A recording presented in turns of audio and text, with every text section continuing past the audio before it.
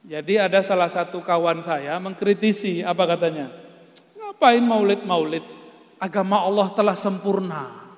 Pakai ayat Al-Maidah, Al-Yauma akmaltu lakum dinakum. Pada hari ini akmaltu, aku sempurnakan bagi kamu, lakum, yang disempurnakan bukan kamu, tapi dinakum. Akmaltu muta'addinya apa? Din. Jadi objeknya itu din. Yang sempurna dinnya, bukan kumnya. Jadi kalau nanti ada yang bantah-bantah, jawab aja, betul agama kita sempurna, ente nggak sempurna, saya nggak sempurna. Ayat ini sering diperkosa, tahu diperkosa? Katanya nggak boleh nafsirin ayat sembarangan, dia nafsirin ayat sembarangan. Katanya kalau mentafsir ada syarat-syaratnya, lo dia nggak cukup syarat menafsir. Nggak adil. Giliran kita menafsir dia nggak terima. Giliran dia menafsir dia anggap itu benar. Maka mereka yang sekarang memerkosa kebenaran ini, kebenaran Allah yang satu, dia anggap itu turun hanya kepadanya. Maka yang beda dengan dia, beda dengan Allah. Bahaya nggak tuh orang? Al-Quran benar, sepakat? Yang nggak sepakat kafir. Kafir bahasa kita loh ya, agama kita. Al-Qur'annya benar, sepakat? Tapi kalau Ar-Razi baca ayat, pasti benar gak? Pasti benar gak? Tuh, takut ya? Takut soal adab ya? Ya udah bukan saya deh. Mas, Asmanibun, ya ini, yang gondrong tapi disembunyiin ini. Asirin, bukan khosirin kan? Mas Asirin, kalau Mas baca ayat pasti benar gak? Enggak. Sepakat? Tapi bisa benar gak? Bisa benar, bisa salah. Katanya al-haqqu mir rabbi, kebenaran dari Allah. Satu. Kok bisa Ar-Razi baca, Mas Asirin baca, beda kebenaran?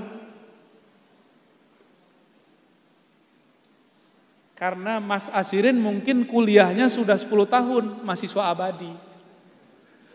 MA, ya. Saya kuliahnya baru 4 tahun, kualitas bacanya beda. Mas Asirin hafal Alfiyah, saya 10 pun belum hafal. Maka cara bacanya beda. Nah, kebenaran ini yang lagi diperkosa mereka hari ini. Mereka merasa kebenaran Allah itu ada di dia. Maka beda dengannya, beda dengan Allah. Ini yang akan merusak semua agama.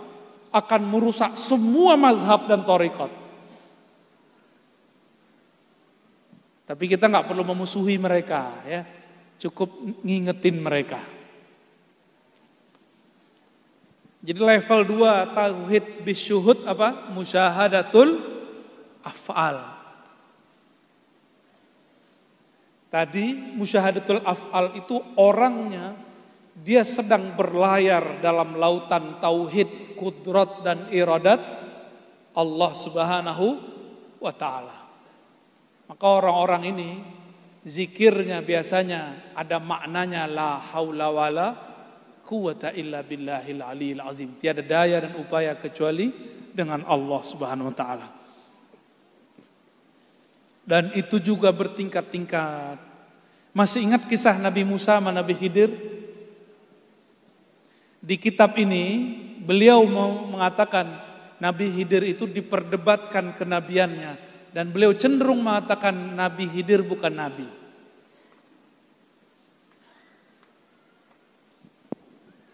Tapi kalau saya tidak mempertentangkan itu, Nabi Khidir sebelum Nabi Muhammad beliau nabi, statusnya.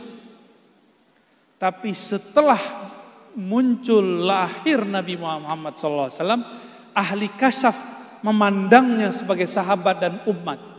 Meskipun dulu beliau seorang nabi, statusnya sebagai umat.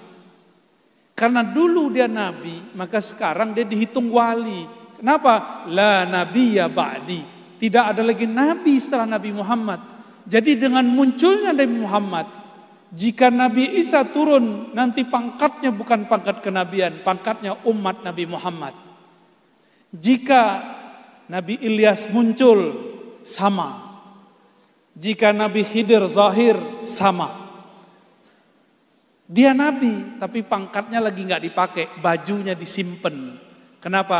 La nabiyya ba'di. Tidak ada nabi lagi setelah Nabi Muhammad sallallahu alaihi wasallam.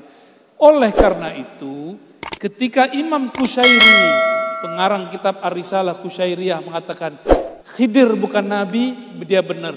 Dia melihat secara kasyaf umat Nabi Muhammad.